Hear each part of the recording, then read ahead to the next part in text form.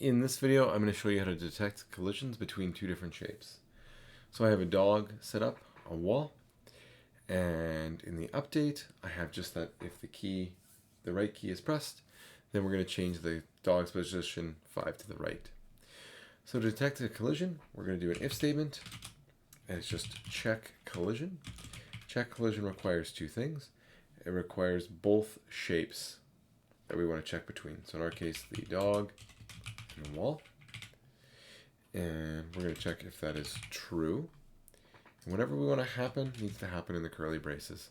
So in my case, I'm going to just change the wall's color. So wall.fill.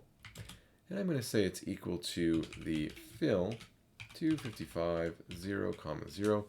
So it'll be like red, like it took an impact from the dog running right at it. So if we hit play, you can see the dog running, and as soon as it hits the wall, it goes red, like the dog smashed into it. And there you go. You now know how to detect collisions.